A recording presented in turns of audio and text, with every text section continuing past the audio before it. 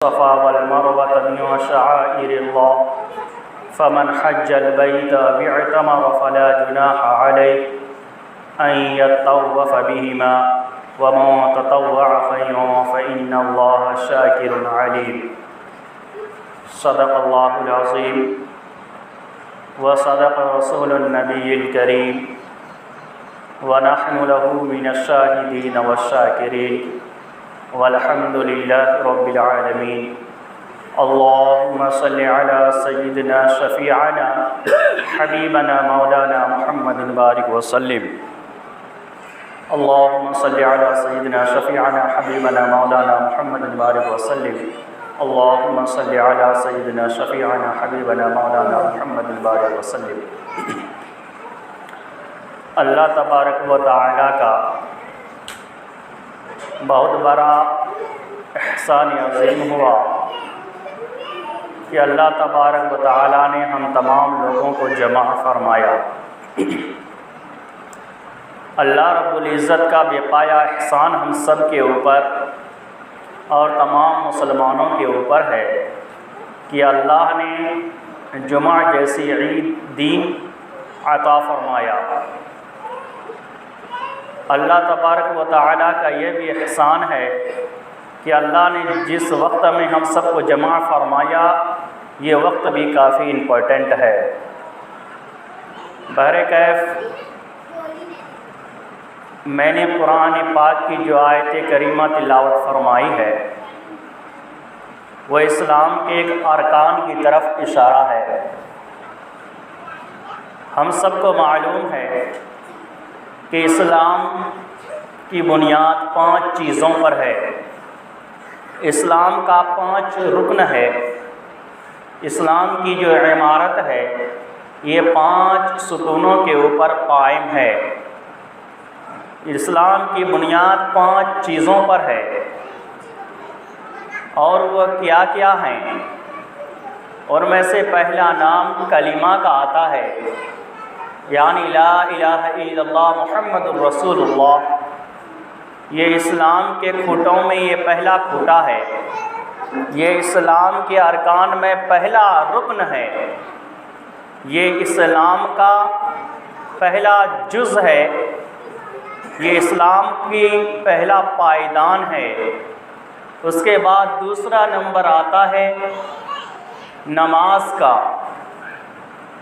نماز ایک کافی عظیم الشان عبادت ہے جو اللہ کی رضا، جس سے اللہ کی رضا حاصل ہوتی ہے اور حضور پاک علیہ الصلاۃ والسلام کی آنکھوں کی ٹھنڈک ہے اور مومنوں کا معراج ہے.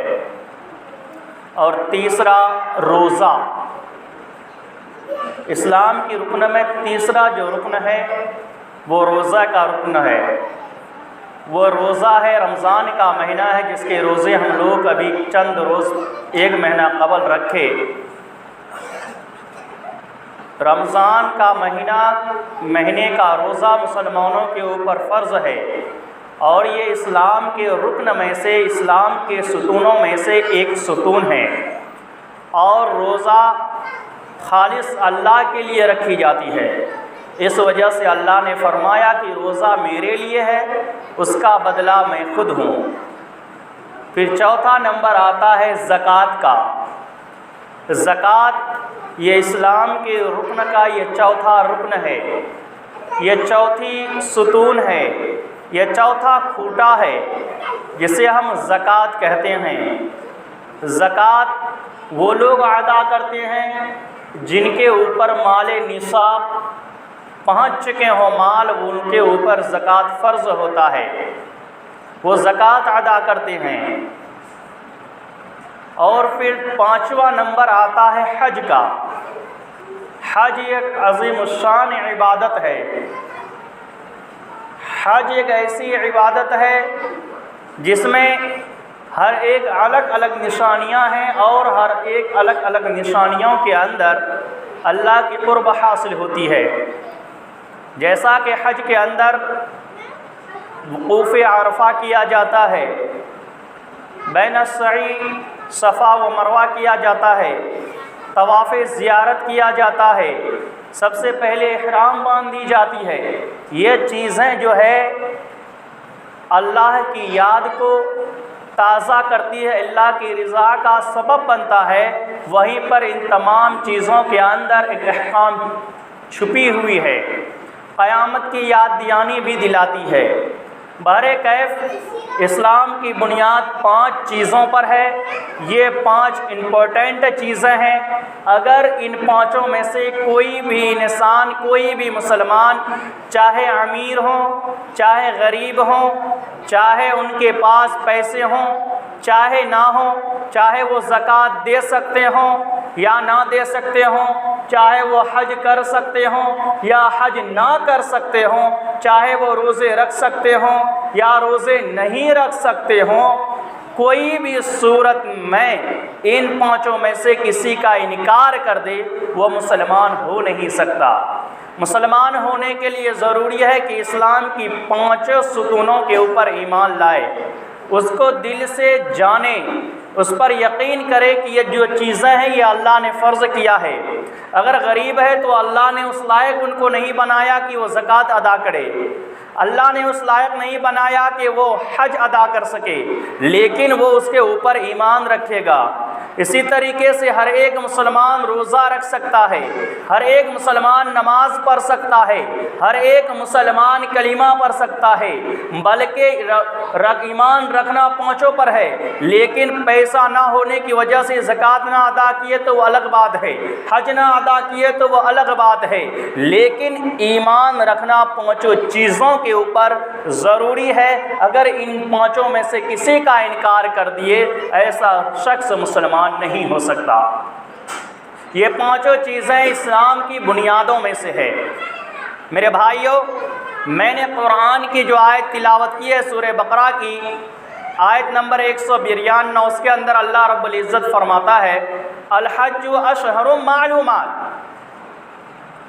کہ حج جو ہے متعین مہینے میں ہوتا ہے۔ ہم سب جانتے ہیں کہ حج کے لیے ایک متعین دن ہوتا ہے۔ اگر انسان چاہے پورے سال حج کرنا تو حج نہیں ہوگی۔ اگر کوئی انسان چاہے کہ محرم کے مہینے میں حج کرنے جائے تو اس کے اوپر حج فرض ہو، لیکن اس کی حج نہیں ہوتی۔ کوئی جو ہے ربیع اول کے مہینے میں چلا جائے حج کرنے کے لیے، حج نہیں ہوتی۔ کوئی سفر کے مہینے میں چلا جائے، حج نہیں ہوتی۔ کوئی شعبان کے مہینے میں چلا جائے، حج نہیں ہوتی۔ کوئی رمضان کے مہینے میں چلا جائے، اس کی حج نہیں ہوتی۔ کیوں؟ کیونکہ اللہ نے حج کے لیے مخصوص وقت کو چنا ہے۔ 365 دن کے اندر، پورے سال کے اندر 365 دن میں اللہ نے ماتر 3 دن کو حج کے لیے متعین فرمایا ہے۔ باقی 362 دن اگر انسان حج کرنے کی کوشش کرے، ہزاروں بار جو ہے صفا و مروہ کے درمیان دوڑ لگا لے، وہ جو ہے طواف زیارت کر لے، لیکن اس کی حج نہیں ہوتی، اس لیے کہ حج کے لیے شرط ہے، وقت کا ہونا شرط ہے اور وہ زمانے کا ہونا شرط ہے۔ اسی وجہ سے مفسرین نے لکھا ہے حج کی تعریف، کہ حج کی تعریف یہ ہے کہ ایک مخصوص اوقات میں ایک مخصوص گھر کی طواف و زیارت کرنے کا نام حج کہلاتا ہے۔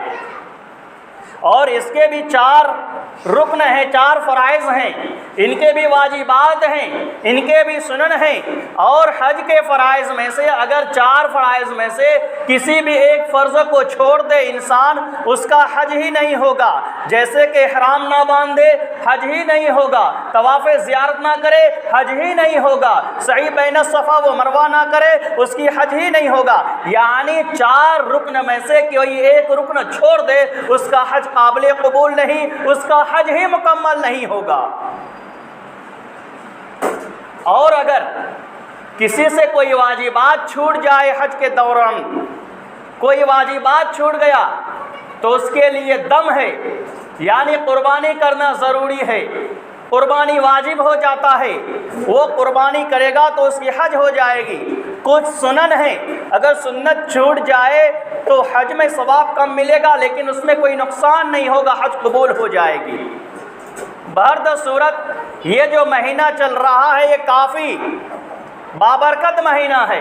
اس مہینے کے اندر حجاج کرام احرام باندھ کر کے حج کے ارادے سے اپنے گھر سے چل رہے ہیں، اپنے حج کے ارادے سے گھر سے چل رہے ہیں۔ بعض لوگ گھر سے احرام باندھ کر چلتے ہیں، بعض لوگ راستے میں احرام باندھتے ہیں، جس کو جہاں مرضی ہو وہ وہاں احرام باندھ کر کے اللہ رب العزت کے گھر کی دیدار کرتے ہیں، اسلام کا رکن ادا کرتے ہیں، اسلام کا سب سے بڑا شعار ہے۔ اور کروڑوں آدمی بھی اس مرتبہ حج کے لیے گئے ہوں گے اور حج کے لیے جا رہے ہیں، کتنے چلے گئے اور کتنے جا رہے ہیں۔ اللہ تبارک و تعالیٰ سے دعا کیجئے کہ اللہ تعالیٰ ہم سب کو بھی حج جیسی سعادت نوازے، حج جیسی جو ہے رکن کو ادا کرنے کی توفیق عطا فرمائے، اپنے گھر کی زیارت ہم سب کو بھی نصیب عطا فرمائے، مقام ابراہیم کی زیارت نصیب فرمائے، حضرت اسود کی بوسہ لینے کو ہم لوگوں کو توفیق دے، بین الصفا و مروہ کے درمیان دوڑ لگانے کی بھی توفیق دے۔ کب ہوگا؟ جب ہم حج کے ارادے کریں گے، حج کی نیت کریں گے، جب حج کی نیت کر کے وہاں پہنچیں گے۔ اس کے لیے کیا ہے؟ پیسے کا ہونا۔ اگر پیسے نہیں ہیں تو آپ رب سے دعا کریں، اللہ تبارک و تعالیٰ کوئی نہ کوئی راستہ نکال دے گا وہاں تک پہنچانے کے لیے۔ اسی وجہ سے کہا جاتا ہے کہ رب کے گھر میں، اللہ کے گھر میں دیر ہے، اندھیر نہیں ہے۔ دیر ہی سے ہو جب اگر آپ کے دل کے اندر تمنا ہو، جذبہ ہو، عشق ہو کہ مجھے حج کے لیے جانا ہے، آپ رات دن رب سے دعائیں کریں تو اللہ تبارک و تعالیٰ جو ہے کوئی نہ کوئی راستہ آپ کے واسطے ہموار کر دے گا، کوئی نہ کوئی راستہ نکال دے گا اور وہ اپنے محبوب گھر کی زیارت کروائے گا۔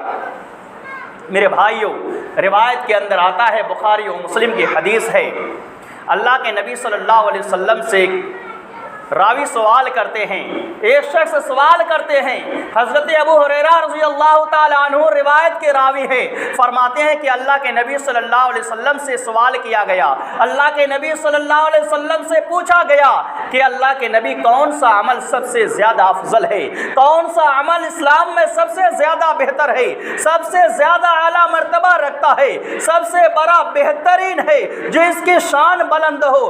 آقا مدنی جناب محمد الرسول اللہ صلی اللہ علیہ وسلم نے فرمایا، آقا مدنی صلی اللہ علیہ وسلم نے فرمایا کہ لا الہ الا اللہ سب سے بہترین عبادت ہے، ایمان لانا سب سے بہترین عبادت ہے، کلمہ پڑھنا سب سے بہترین عبادت ہے، لا الہ الا اللہ یہ سب سے افضل عبادت ہے۔ پھر راوی کہتے ہیں، سائل کہتے ہیں کہ اللہ کے نبی اس کے بعد کون سا عمل سب سے بہتر ہے؟ اللہ کے نبی صلی اللہ علیہ وسلم نے فرمایا کہ جہاد کرنا، خدا کی راہ میں جہاد کرنا سب سے افضل عبادت ہے۔ راوی کہتے ہیں کہ میں نے پھر سوال کیا کہ اللہ کے نبی اس کے بعد کون سا عمل سب سے زیادہ افضل ہے؟ آقا مدنی جناب محمد الرسول اللہ صلی اللہ علیہ وسلم نے فرمایا کہ مبرور حج سب سے افضل ہے، مبرور حج سب سے افضل ہے، وہ حج یعنی جو حج قبول ہو جائے، مقبول حج سب سے افضل ہے۔ اس حدیث کے اندر راوی کے سوال میں، سائل کے سوال کرنے میں اللہ کے نبی صلی اللہ علیہ وسلم نے 3 چیزوں کا جواب دیا، 3 اعمال کے بارے میں بتایا۔ پہلا عمل کے کلمہ طیبہ سب سے افضل عبادت ہے، سب سے امپورٹنٹ عبادت ہے۔ دوسرا فرمایا کہ اللہ کے راستے میں جہاد کرنا۔ تیسرا فرمایا کہ مبرور حج کرنا، حج مبرور جس کو نصیب ہو جائے وہ سب سے افضل عمل ہے، یعنی مقبول حج جو حج قبول ہو جائے۔ میرے بھائیوں، یہ حج کی فضیلت ہے، ایک روایت کے اندر ہے، ابن بزار کی حدیث ہے، روایت کے اندر ہے، ابو موسیٰ اشعری رضی اللہ تعالی عنہ اس روایت کے راوی ہیں، فرماتے ہیں کہ کل قیامت کے دن جب قیامت قائم ہوگی، قیامت کے دن جب قیامت قائم ہوگی، حشر کا میدان ہوگا، ایک حاجیوں کے طرف سے ایک حاجی جو ہے 400 آدمی کی سفارش کرے گا، 400 آدمی کی وہ سفارش کرنے کا اللہ نے جو ہے طاقت بخشے گی، اور وہ 400 آدمی کا سفارش کرے گا اور وہ سفارش کر کے اسے جنت میں داخل کروائے گا۔ یہ حج کی فضیلت ہے میرے بھائیوں، غور کرنے کا مقام ہے کہ اللہ تبارک و تعالیٰ نے حج کی کتنی بڑی فضیلتیں بیان فرمائی ہیں۔ حضرت مالک ابن دینار رحمۃ اللہ علیہ نے ایک واقعہ بیان کیا ہے اور مفسرین نے اس واقعے کو لکھا ہے۔ حضرت مالک ابن دینار رحمۃ اللہ علیہ فرماتے ہیں کہ گرمی کی سیزن تھا، گرمی شباب پر تھی، کافی گرمی تھا اور لوگ اپنے گھروں سے باہر نہیں نکلتے تھے، پرندے اب درخت کے پتوں کے سائے میں ٹھہرے ہوئے تھے، وہ بھی کھلے عام نہیں گھومتے تھے، اس لیے کہ گرمی اتنی تیز تھی، کسی کی ہمت کام نہیں کرتا تھا، کسی کے اندر اتنی طاقت نہ تھی کہ وہ کھلی گرمی میں گھومے، کوئی کام کرے، کدھر جائے، کسی کے اندر اتنی طاقت نہیں تھی، ہر ایک کوئی اپنے آرام گاہ میں آرام کر رہا تھا، پرندے بھی اپنے درختوں کے پتے کے نیچے جو آرام کر رہے تھے۔ حضرت مالک ابن دینار رحمۃ اللہ علیہ فرماتے ہیں کہ کسی ضرورت کی وجہ سے میں گھر سے باہر نکلا، کسی ضرورت کی وجہ سے میں گھر سے باہر نکلا، میں دیکھتا کیا ہوں کہ ایک اپاہج ہے جو اپنے چوتر کے بل گھسیٹ رہا ہے اور گھسیٹ کر کے چل رہا ہے، چلچلاتی ہوئی دھوپ ہے۔ حضرت مالک ابن دینار رحمۃ اللہ علیہ فرماتے ہیں کہ میں نے اس کے جسم کو دیکھا، گرمی کی وجہ سے اس کا جسم سرخ پڑ گیا تھا، اس کی چمڑی لال ہو چکے تھے اور پسینے سے شرابور تھے۔ میں نے کہا اے خدا کے بندے آ میرے گھر میں آ، کچھ دیر آرام کر لے، تو کہاں جا رہا ہے؟ اس صاحب نے اس جو ہے اپاہج نے کہا میں حج کے ارادے سے نکلا ہوں، میں حج کرنے کے لیے جا رہا ہوں۔ حضرت مالک ابن دینار نے کہا کہ میرے گھر پہ آرام کر لو۔ اس اپاہج نے کہا میں آرام نہیں کر سکتا، اگر میں آرام کیا تو مجھے مکہ پہنچتے پہنچتے دیر ہو جائے گی، ہو سکتا ہو کہ میں نہ پہنچ سکوں اور میرا حج کا رکن چھوٹ جائے۔ پھر حضرت مالک ابن دینار رحمۃ اللہ علیہ اس اپاہج سے کہنے لگتے ہیں، اس اپاہج شخص سے کہنے لگتے ہیں کہ تم آرام کر لو، آرام کرنے کے بعد تمہاری سواری کا ویوستھا ہم کر دیں گے، تمہاری سواری کا ویوستھا کر دیں گے، تمہیں گھوڑے پر سوار کر کے تمہیں یہاں سے روانہ کر دیں گے تاکہ تم متعین وقت میں حج ادا کر سکو، تمہارا کوئی رکن نہ چھوٹے۔ وہ شخص کہنے لگتا ہے، وہ اپاہج کہنے لگتا ہے کہ اے مالک ابن دینار جب کوئی غلام اپنے آقا کے عشق میں ہو، آقا کو ناراض کر چکا ہو، اس کے لیے سواری معنی نہیں رکھتی ہے، اس کے لیے پیدل چلنے، وہ جس حالت میں ہو اس حالت میں چلتا ہے اور اپنے مالک کو منانے کی کوشش کرتا ہے۔ اس وجہ سے میرے لیے بہتر ہے کہ میں اسی طریقے سے چلوں اور میں تیرے سواری کی ضرورت نہیں ہے۔ حضرت مالک ابن دینار رحمۃ اللہ علیہ فرماتے ہیں کہ اس نے میرا نام لیا تو میں کافی پریشان ہوا، اس لیے کہ میں نے اسے کبھی دیکھا تک نہیں تھا، میں اسے جانتا نہیں تھا، وہ مجھے جانتا نہیں تھا، مجھے کافی تعجب ہوا اور بہرحال وہ اپاہج اسی طریقے سے اپنے سرین کے بل گھسیٹتا ہوا وہ چلا گیا اور اتفاق سے اللہ رب العزت نے اسی سال مجھے بھی حج کی توفیق عطا فرمائی۔ اللہ نے مجھے بھی حج کی توفیق عطا فرمائی اور حج کرنے کے لیے میں بھی گیا، اور حج کے ارکان پورا کرنے کے بعد رمی جمرات کے بعد جو ہے میں دیکھتا ہوں کہ ایک جگہ کافی لوگ جمع ہے اور لوگ آمین آمین کہہ رہے ہیں۔ میں نے لوگوں سے پوچھا کہ اتنی بھیڑ یہاں پر کیوں ہے؟ لوگ کہنے لگے کہ ایک نوجوان ہے جو دعائیں کر رہا ہے، تمام لوگ اس کی دعاؤں پر آمین کہہ رہا ہے۔ مالک ابن دینار رحمۃ اللہ علیہ فرماتے ہیں کہ میں نے لوگوں کو چیرتا ہوا، لوگوں سے کہا کہ مجھے آگے جانے کی راستے دو، میں لوگوں کو چیرتا ہوا آگے گیا، میں دیکھتا کیا ہوں کہ وہی اپاہج نوجوان وہاں پر موجود ہے، وہی اپاہج نوجوان شخص موجود ہے، رب سے دعا کر رہا ہے، رب سے کہہ رہا ہے کہ یا اللہ میں نے تو حج کے ارکان پورے کر دیے، میں نے رمی و جمرات کر دیے، میں نے شیطان کو کنکریاں بھی مار دی ہے اور شیطان کے مقابلے میں نفرت میرے دل کے اندر ہے، شیطان کو کنکری مار دی ہے۔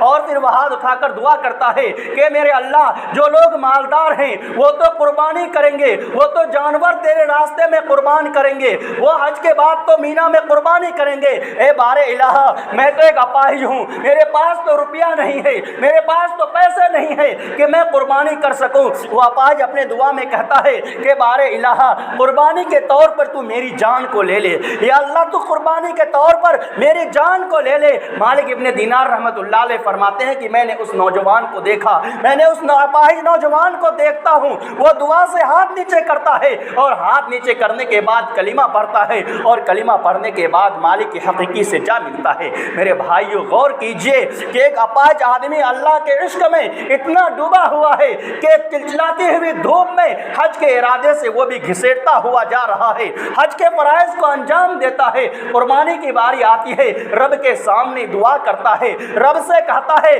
کہ اللہ میں نے تو حج کے تمام ارکان ادا کر دیے ہیں، میں نے تو شیطان کے واسطے جو نفرت دل میں ہونی چاہیے تھی وہ نفرت بھی میرے دل میں ہے، میں نے رمی جمرات کر لیا ہے، شیطان کو کنکریاں بھی مار دی ہے، اے بار الہ میرے پاس تو پیسے نہیں کہ میں قربانی کروں، تو میرے جان کو قربانی کے طور پر قبول فرما۔ میرے بھائیوں، کتنا بڑا اللہ کا عاشق ہوگا، کتنا بڑا رب سے محبت کرنے والا ہوگا، کتنا بڑا رب سے محبت کرنے والا ہوگا کہ اللہ تبارک و تعالیٰ نے اس کی دعا کو قبول فرما لیا۔ میرے بھائیوں، آج ہم لوگ ہیں، ہم اسے اللہ کو ماننے والے ہیں جس اللہ کو اپاہج مانا کرتے تھے میرے بھائیوں، لیکن آج ہماری دعائیں قبول نہیں ہوتی، ہماری دعائیں قبول نہیں ہوتی، ہماری مرادیں پوری نہیں ہوتی۔ کیوں؟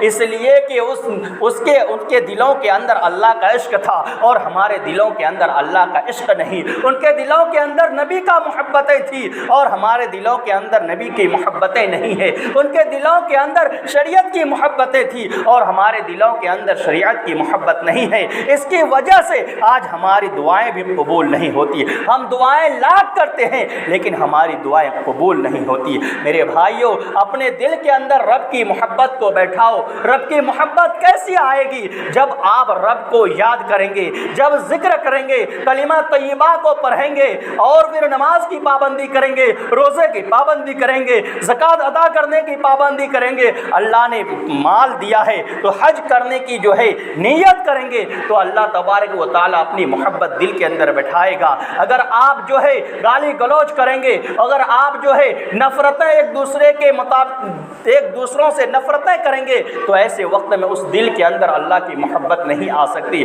جس دل کے اندر دوسروں کی بات ہو، اس کے اندر رب اور نبی کی باتیں نہیں آ سکتی۔ جس دل کے اندر نفرت ہو، اس دل کے اندر نبی کی محبتیں یا اللہ کی محبتیں داخل نہیں ہو سکتی۔ میرے بھائی، تبارک و تعالیٰ سے دعا ہے کہ اللہ تبارک و تعالیٰ ہم سب کو کہنے سننے سے زیادہ عمل کرنے کی توفیق عطا